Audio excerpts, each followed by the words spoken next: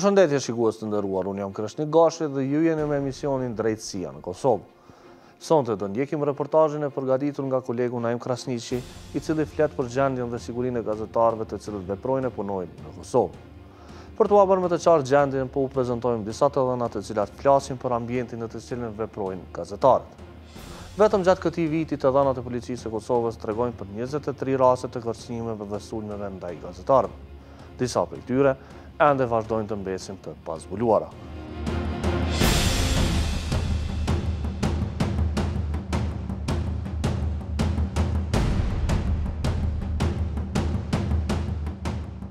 On the International Day to End Impunity for Crimes Committed Against Journalists, I want to recall that attacks against journalists take place every day throughout the OSCE region, and 90% of the perpetrators and masterminds behind these attacks are never brought to justice.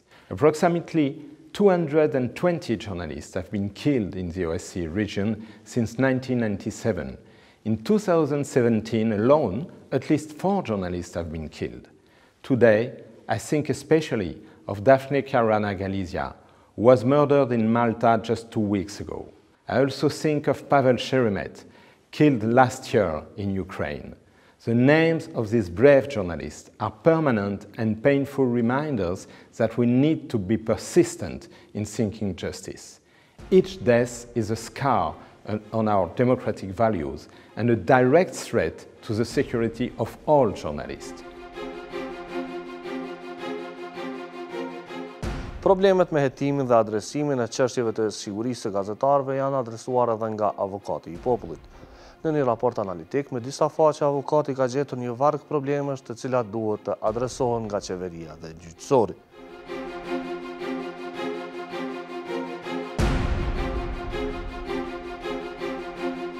Ne kemi hapë si hetim ex officio, sipas detyrës zyrtare, për të vlerësuar kufit e lirisë shprehjes Kosovë edhe standardet të cilat janë të zbatueshme brenda sistemit tonë juridik. Ky ka qenë qëllimi i analizës edhe normal si përfundim ose si konkludimi i këtij raporti për nxjerrje rekomandimet që kishin mund të adresuar institucioneve përgjegjëse në mbrojtjen dhe respektimin e këtij standardi që normal në gjithë botën demokratike konsiderohet si njëra prej vlerave fundamentale ose themelore të çdo shoqërie. Për më tepër, gjithashtu ka pas disa raste të sulmeve ndaj gazetarëve, të cilët normal si raste individuale janë drejtuar në institucionet e avokatit të popullit, mirë po në këtë kuadër kemi konsideruar që është e përshtatshme që edhe kjo pjesë të analizohet, edhe të japet një pasqyrë e përgjithshme me një raport të tillë nga institucioni i avokatit të popullit, i cili e konstaton gjendjen edhe jap vlerësime sa i përket zbatimit të standardeve ndërkombëtare për drejtat e liritë e njeriut në këtë fushë. Cilat janë gjetur në atë raportit, cila është situata e sigurisë sa i përket lirisë gazetarëve, medias, sigurisë tyre? Rastet e fundit në fakt na kanë dëshmuar që nuk ka një siguri edhe që ka problem në sistem për ofrimin e sigurisë edhe ndërmarrjes masave. Kjo është konstatuar në raportin tonë dhe disa prej rekomandimeve që kanë dalë i referohen kryesisht këtyre autoriteteve. Disa janë për Këshillin Gjyqësor të Kosovës sa i përket procedurave edhe për shpejtimit të procedurave me fjalë tjera dhanis prioritet të trajtimit këtyre raste për shkak të ndikimit që mund të kenë në shoqërinë edhe në mendsinë e opinionit publik pastaj. Edhe dyta ka të bëjë me praktikën që do duhet zbatohen gjykatat në këto raste, e bëhet fjalë për standardet e praktikës gjykatës evropiane të Strasburgut, të cilat nuk janë fare të zbatueshme në rrethana të tilla dhe sistemi gjyqësor ka nevojë që këto standarde të fuqizojë në vendimet veta, në mënyrë që të krijohet një standard, një praktike gjyqësore në situata të tilla. Kjo pastaj do të kishte mund të ndihmu gjithë sistemin gjyqësor që të jenë më efektiv në zbatimin e drejtësisë në rrethana të tilla. Dhe gjithashtu një rekomandim që është adresuar forcave të rënda përkatësisht policisë Kosovës ka të bëjë me hetimet efektive në momentet kur ka kërcënime primare ose verbale ndaj gazetarëve, për të mos eskaluar ato pastaj në sulme fizike çfarë ka ndodhur. Prandaj duhet të ketë një hetim efektiv të policisë në situata të tilla kur ka kërcënime, dhe ky ka qenë qëllimi për të vlerësuar këtë situatë dhe kjo është vërejt në analizën tonë që është bërë kësaj situate. Prandaj edhe ka dalë ky rekomandim drejtuar policisë Kosovës. Të dhëna si këto të avokatit të popullit janë diskutuar edhe në konferencën e OSBE-s me këtë temë. Departamenti për demokratizim në OSBE gjatë diskutimit me gazetarë të organizuar në ditën ndërkombëtare për t'i dhënë fund mosdëshkimeve të krimeve kundër gazetarëve, potencoj se është shqetësuese që sulmuesit e gazetarëve nuk e marrin dënimin e merituar. The OSCE mission in Kosovo, being the key actor in media development, is mandated with promoting a professional, free and pluralistic media environment. Operating with this mandate, our mission has endeavored to protect journalists, enable them to inform the public without fear, hindrance, or repercussion resulting from their work. Unfortunately, their ability to work is at sometimes obstructed by those with competing agendas. Looking broadly at the post-conflict period, Kosovo has come a long way in securing media freedoms and safety. There is a solid legal framework and established practice that provides for media diversity and pluralism, the likes of which we have witnessed blooming in Kosovo over the years. However, we do see, and sometimes it feels that we see this all too often, individuals and at times groups of actors resort to threats and violence to intimidate journalists from doing their jobs. What is even more concerning is that some of these perpetrators continue to enjoy impunity and many cases remain unresolved.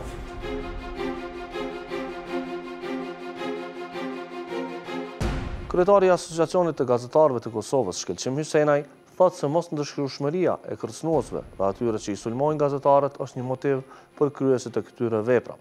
Dhe një dekurajim për gazetarët që të vazhdojnë me punën e tyre.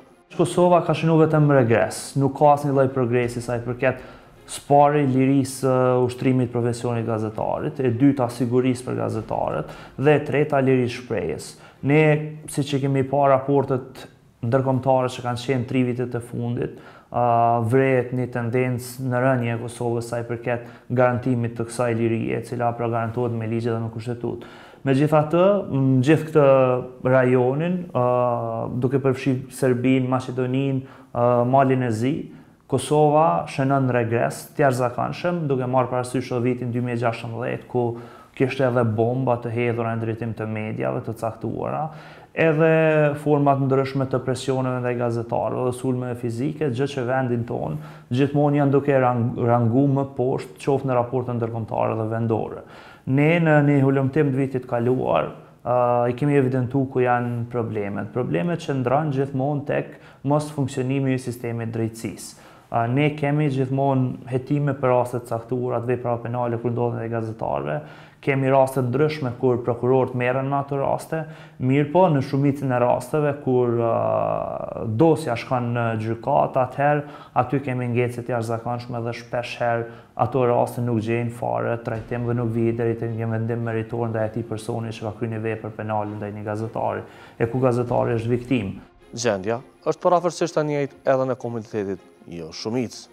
Ono na što mi redovno kao udruženje i naše i asocijacije profesionalnih novinara Kosova ukazujemo, a to je da nisu rešeni slučajevi 14 ubijenih novinara na Kosovu u periodu od 1997. do 2005. godine. Dakle, imamo sedmoricu ubijenih albanskih kolega i 7 srpskih, od toga 5 srpskih se još uvijek vode kao nestali, 2 su ubijeni.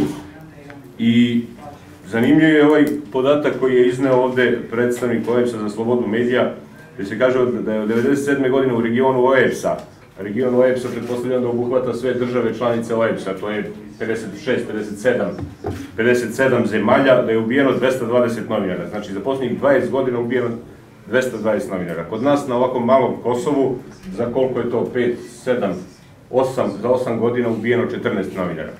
Pa sad vi vidite kad bismo mi pomnožili sa 57 zemalja puta 14 koliko bi to izašlo i koji je to procenat kod nas.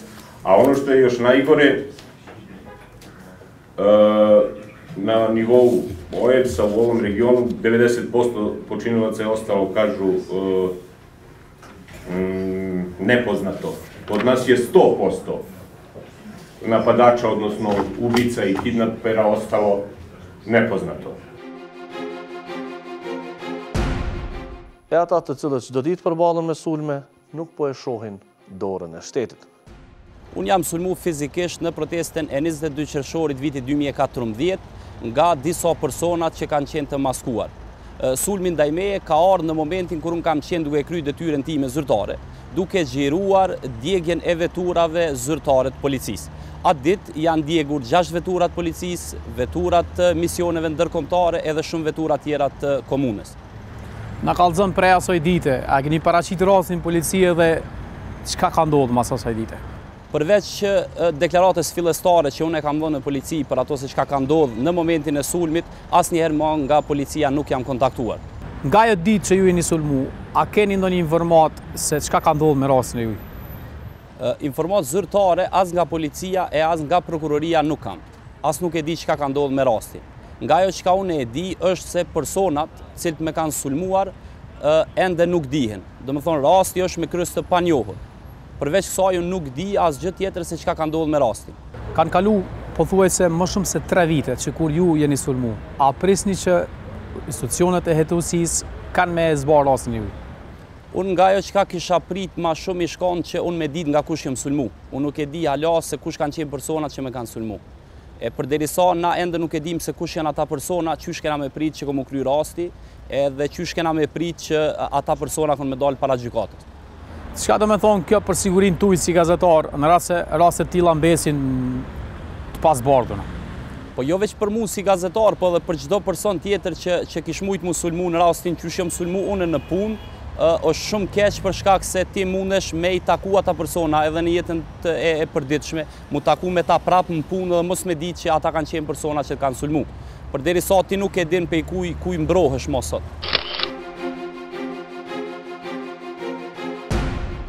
Të dhënat e policisë tregojnë se gjatë periudhës janar 15 tetor të këtij viti janë raportuar 23 raste të ndryshme për gazetarët.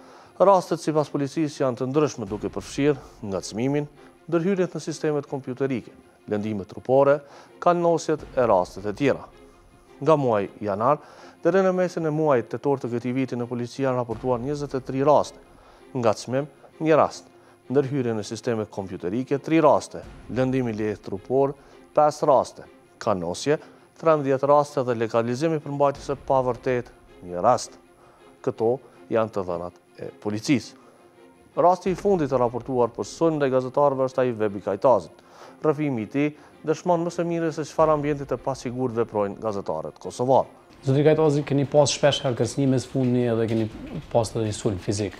A mundesh më na tregu se a ka siguri për gazetarët në Kosovë? Derisa më ka ndodhur personalisht me u cenu fizikisht për shkak të punës, gjithmonë i kam injoru rrezikun edhe seriozitetin e kërcënimeve. Tash jam të e pa situate ndryshe. Dhe tash jam të e vlerësu ndryshe. Ajo që shohun tash është se nuk ka siguri për gazetarë. Gazetarët janë të cenushëm çdo ditë, kudo, në rrugë, në qytet, në kafene, në punë, në shtëpi, kudo qoftë.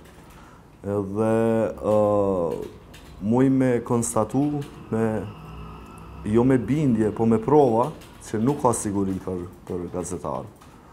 Momentalisht, unë jam të ardhur në punë dhe të kthy prej pune me përcjelljet policisë. Si të qoftë, kjo nuk është garantues se nuk mund të cenohen fizikisht, apo të lëndohen fizikisht prej njerëzve për cilët shkruajmë na, apo shkruajnë konkretisht, sepse përcjellja e policisë është në mëngjes, edhe mas dite, mas i të kthehen prej punë në shtëpi. Po na lëvizim, punojmë, jetojmë 24 orë. Dhe 24 orë vazhdojmë me qenë të cenushëm prej grupeve të ndryshme të interesit, prej njerëzve të cilët konsiderojmë që na paraqesim në një formë ose në një tjetër rrezik për ta me punën tonë. Duke ditë faktin që veç këto 2 ose 3 javë të fundit janë arrestuar 4 persona si rezultat i punës tonë, Kjo natyrisht që është një sinjal që siguria jonë është e cenushme. Sepse dikush po përfundon në burg, edhe ai dikushi ka një rreth, është i rrethum, edhe këta dikushat kanë ndikim në këtë shoqëri. Pse nuk ka ambient sigurt, nuk kemi polici efikase, s'kemi prokuror, s'kemi gjykat, cila në fund ishte dashur me nxjerr para përgjegjësisë ta njerëz? Jo, kjo ka një histori gjithë kjo. Edhe problemi kryesor është mos ndëshkueshmëria. Për gjatë gjithë këtyne vjetëve, njerëzit kanë sulmu, kanë kërcënu gazetar, edhe nuk kanë shku në burg. Janë tepër raste të rralla se dikush është dënuar me burgim me kusht. Kryesisht janë shpall dënime me gjoba. Kjo mendoj që i ka shtyr dhe i ka stimulu keqbarësit që me sulmu edhe me kërcënu gazetar. Sikur në të kalumen të arrestoheshin njerëz për kërcënime, natyrisht se do t'ishin ma të përmbajtshëm, apo edhe do të ruheshin pak. Tash na jemi në një situatë kur ma nuk ruhen, të sulmon dikush në pikë të ditës, në prani të qindra njerëzve, pa e vra menden se nështë ka me përfundu në burg. Mirë po, fakti që sulmusi, konkretisht sulmusi im, është në paraburgim, edhe fakti që gjykata apelit e ka refuzu ankesën e tij për lirim, mendoj që ndoshta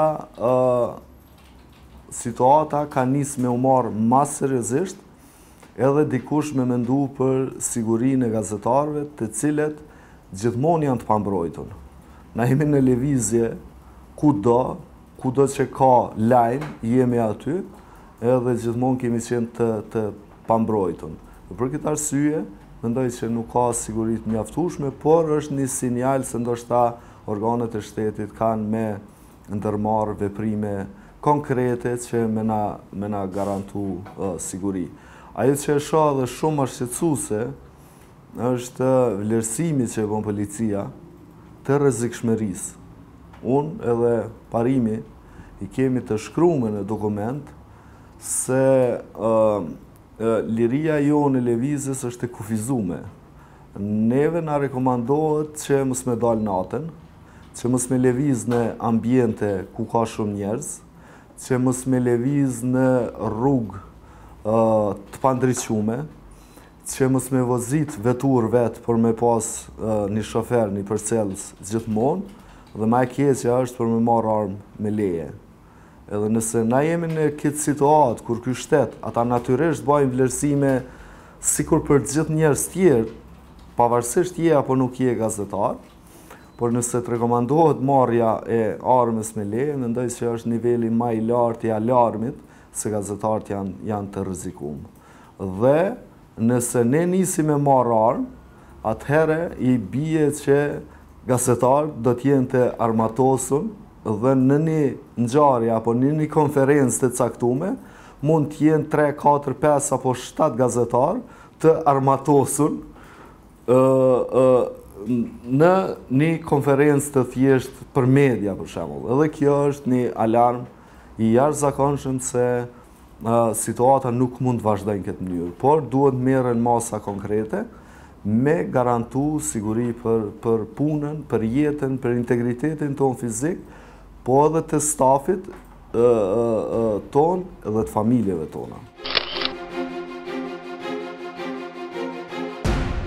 Por disa nga ne që i kemi shëndru besnik profesionit jo rrallëherë, jemi bërë vetë pjesë e lajmit, sepse puna jonë për lajmëtari ju ka pengu atyre cilët kanë synuar që të përfitojnë kundërlidhshëm apo të krijojnë famë dhe pasuri. Prandaj, ata shpeshherë nuk kanë zgjedhë forma dhe metoda për të na sulmuar. Disa nga ne shumë herë jemi sulmuar verbalisht, qoftë edhe verbalisht edhe fizikisht, jemi kërcënuar, jemi paditur, por edhe kemi bërë padi. Ka dhjetra raste kur gazetarët kanë qenë viktimat dhunës dhe kërcënimeve me jetë, nuk po flas me kërcënime që vinë përmes Facebookut apo kërcënime përmes telefonit, mirë po ka pas kërcënime edhe të formave ballafaqimit fizik apo edhe të mesazheve të ndryshme që janë dërguar përmes personave të caktuar. Po them që pavarësisht që mund të ketë pas indikacione se kush është personi që ka organizuar atë lloj kërcënimi ose që e ka dërguar atë lloj kërcënimi, sistemi i hetuesisë dhe drejtësisë kanë dështu që me i trajtu në formë mirëfill dhe t'i arrestojnë këta persona. Ne kemi pas një rast kur një gazetar është therrë me thikë dhe ka qenë prag vdekjes, dhe personi që e ka kryer atë vepër penale, ne e dim që ka qenë një proces i sërgjatur dhe pastaj pasi që është marrë edhe vendimi përfundimtar, personi që ka kryer veprën penale nuk ka shku në burg për më shumë se një vit. Kjo ka qenë diçka, një alarm i jashtëzakonshëm për sigurinë e gazetarëve në vend, sepse një person që e përdor thikën dhe e sulmon një gazetar, e dërgon prag vdekjes, të presë edhe një vit derisa të shkojë policia dhe ta marrë për ta dërguar në burg, atëherë çfarë motivacioni mund të ketë një gazetar në vendin tonë që ta ushtrojë këtë profesion dhe ta fus veten në rreziqe, sepse rreziqet janë jashtëzakonisht shumëta. Gjithë secili gazetar që punon në Kosovë sot përballet me rreziqe. A ka një institucion në cilit gazetarët ja besojnë, po them, sigurinë e tyre personale? Unë konsideroj që jo. Në momentin kur ka mosdëshkueshmëri edhe nuk ka një kontroll ta zënë për autoriteteve sikur gjyqësore në fushën e drejtësisë ose ta zënë kontrollit parlamentar ndaj qeverisë, kuptohet krijohet një fushë diskrecionit edhe një fushë e papërgjegjësisë në veprim. Edhe kjo ndodh pastaj edhe në fushën e mediave, po konstatojmë, tu i pas parasysh numrin e madh të rasteve që janë evidentuar kohëve të fundit si sulme drejt për drejta nga gazetarëve, e që ka të bëjnë në fakt me fjalën e thënë publike ose me fjalën e shkruar publike, me të cilën një paraqit situatat e ndryshme që kanë mujtë me kanë interes drejt për drejt publikut. Prandaj kjo bën kërcënim të drejt për drejt të fjalës lirë edhe të asaj që Konventi Evropiane për Liritë e Drejtat Njerëzit që me nenin 53 të Kushtetutës së Kosovës është drejt për drejt e zbatueshme, edhe këtu nuk ka asgjë që është e debatueshme, duhet zbatojnë përpikni, nëse nuk ka një standard që referohet edhe funksionimi i sistemit gjyqësor që zbaton këtë drejt nëpërmjet gjykimeve ose të policisë nëpërmjet veprimeve hetimore dhe hetimeve efektive për hetimin e rrethanave në cilat ndodhin këto sulme dhe kërcënime, normalisht që dëmtohet vetë koncepti i fjalës lirë, edhe i vetë fundamentit të një shoqërie demokratike, cilën ne si shtet tentojmë me ndërtu. Mos me vazhdu procedurat me 2, 3, 4 apo 5 vjet të sulmuesve dhe të kërcënuesve të gazetarëve, por ata me brenda një afati rekord me u arrestu, me u qumë para burgim, me u akuzu, me u majtë gjykime dhe me marrë dënimin e meritum. Pra nëse dikush mas 4 vjete gjykohet për një kërcënim apo një sulm që ka ndodhur në vitin 2012, ma nuk ka kuptim as drejtësia. Cili është kuptimi që unë sot me shku në seanca për rastet e kërcënimit vitit 2011-2012. Kanë kalu 5-6 vjetë, kur ti dhe i ke harru detajet se çka ke shkru për dikon, e le ma me shku me dëshmu për një incident që ka ndodhur para 5-6 vjetëve. Kur ka kësi lloj drejtësie, është krejtësisht e vonume dhe natyrisht se nuk e ka efektin e njëjtë nëse do të marrë gjykim në afat ligjor, s'po them në afat rekord, por në afat ligjor. Shto kësaj se është e padrejtë edhe për vetë ata që me metë në procedura penale 5-6 vjetë. Edhe ata meritojnë një gjykim të shpejt edhe drejt, që me përfundu mrena një afati ligjor që mos me kalu ma shumë të paktën se sa një vit. Nëse këto afate ndjeken edhe ka hetime edhe gjykime të shpejta, natyrisht që kërcënimet edhe sulmet kishin me u reduktu, s'po thëmë me u ndalë, po me u reduktu. Dhe përveç kësaj, në situata ma serioze, që mendoj që ka gazetarë që janë të jetu në situata serioze për sigurinë e tyne, që ofrohet mbrojtje policore, ndoshta edhe mbrojtje afërt për aq sa është e nevojshme derisa të përfundoj gjithë kjo situatë në favor të sigurisë sonë. Në anën tjetër, Baki Kelani nga policia e Kosovës tregon se policia brenda kapaciteteve të saj ka bërë çka ka mundur për t'i ofruar siguri gazetarëve. Pa një angazhim dhe pa një mbrojtje mirëfillt ndaj gazetarëve, nuk do të kemi liri të shprehjes dhe të punës të gazetarëve. Andaj e di që një prej detyrave primare në ligjin e policisë Kosovës, për policinë e Kosovës është mbrojtja e jetës pronës, por edhe mbrojtja fizike ndaj gjithë qytetarëve, ku në këtë rast hyjnë edhe vetë gazetarët. Pra kemi edhe një obligim ligjor dhe në bazë të angazhimeve tona ditore, në bazë të kapaciteteve tona që kemi, jemi munduar që në maksimum të dalim në ndihmë gazetarëve, të mbrojmë aty ku ka nevojë dhe aty ku kërkohet nevoja, sepse është një detyrë ta quaj e shenjtë e atyre që ta kenë të drejtën e shprehjes së lirë dhe publikimit të gjithë informacioneve. Prokurori i shtetit Besim Kelmendi i ka inkurajuar gazetarët që të paraqesin rastet e sulmeve dhe kërcënimeve dhe të kenë besim në organet e drejtësisë. Kelmendi tregoi që institucioni që ai përfaqëson duhet të bëjë edhe më shumë pasi që deri më tani ka shumë raste të vrasjeve të gazetarëve të cilat ende nuk janë zbardhur. Kam pasë vërtet ka një numër shumë të madh të gazetarëve të cilët janë kërcënuar, janë sulmuar, janë vrarë që nga pas lufta e deri më sot. Dhe me njerë kam kërkuar nga gjithë koordinatorët e gjitha prokurorive themelore në Kosovë që të bëjnë listën e gjitha rasteve dhe të evidentojnë veprimet e prokurorëve që janë ndërmarrë në këto raste.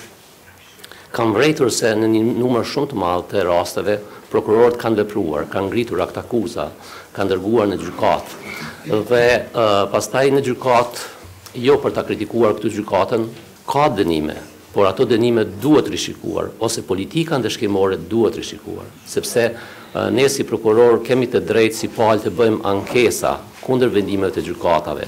Mirë, po politikën ndeshkimore nuk e përcakton prokuroria, e përcakton gjykata. Në këtë rast gjykata e apelit si gjykatë e cila kontrollon përmes mjeteve juridike të gjitha vendimet e gjykatave themelore. Kam vërejtur se mënyra e kërcënimeve, mënyra e sulmeve ndaj gazetarëve ka ndryshuar në kuptimin e mënyrës e kërcënimeve, mënyrës e sulmeve dhe në kohën e fundit edhe pse është shumë vështirë të identifikohen njerëzit për shkak të mënyrave që i përdorin për të sulmuar gazetarët, sepse për mua një sulm ose një kërcënim ndaj gazetarit nuk është vetëm sulmi fizik, por ai fillon përmes kërcënimeve gojore, përmes shkrimeve, përmes mesazheve, përmes dërgimit të falave nga një herë. Gjitha këto mënyra nuk është lehtë për të zbuluar. Ne kemi një bashkëpunim shumë të mirë me policinë. Dhe prej momentit kur jam caktuar koordinator, ka marrë një mbështetje shumë të madhe prej policisë, duke më dërguar çdo informacion për secilin gazetar i cili është kërcënuar, sulmuar ose edhe është dënuar fizikisht. Na vjen shumë keq, personalisht ndihem shumë keq kur nuk kemi sukses në zbulimin e sulmuesve të gazetarëve. Shikues të nderuar, ishte kjo e tëra për sigurinë e gazetarëve. Mbesim me shpresë që në vitin tjetër do kemi të dhëna më shpërndëse për numrin e rasteve të zbuluara dhe numër më të vogël të rasteve të reja. Ne kaq kishim për sonte, ju mund të na shkruani në kallzo.com, mund tani po i lë me rubrikën policia dhe deri të premten ardhshme nga unë Kreshnik Gashi, mos e shkelni ligjin.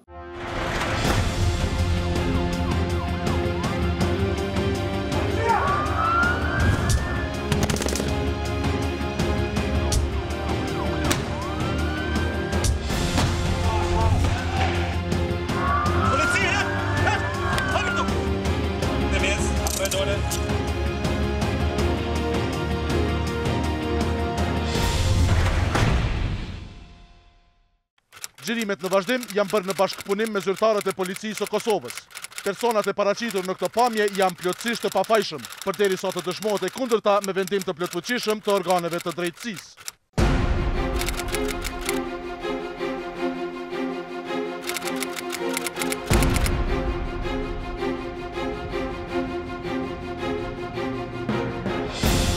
Bravo Charlie Boza, Charlie 14.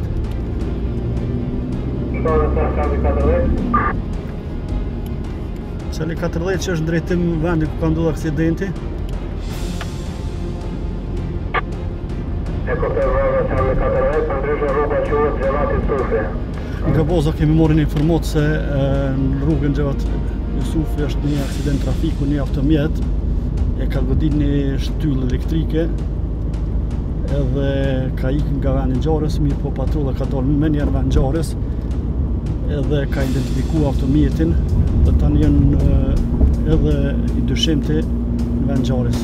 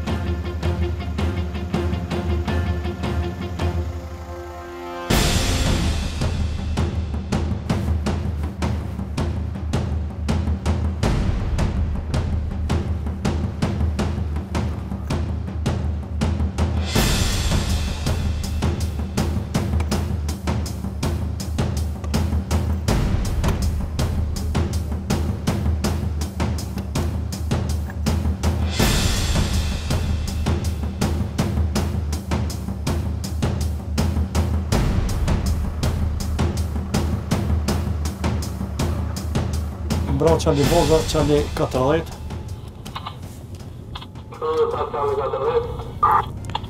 Ju informojmë se po largohem nga vendi ngjarjes, keci ka përfunduar me punë, e ka sanuar rrezikun, kështu që jem në drejtim Bozës.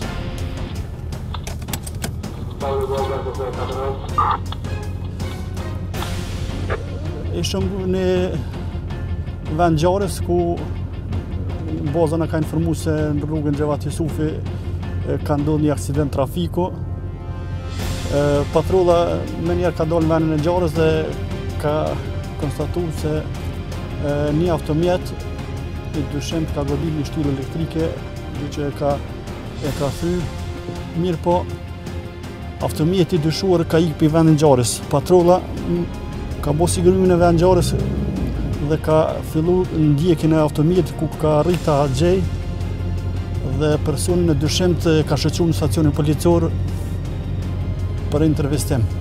Ndërsa në vend ngjarjes ka dalë edhe njësia e kecit, e cila e ka sanuar rrezikun dhe çdo gjë ka qenë në rregull. Tash jemi në drejtim Bozës për ta kompletuar rastin.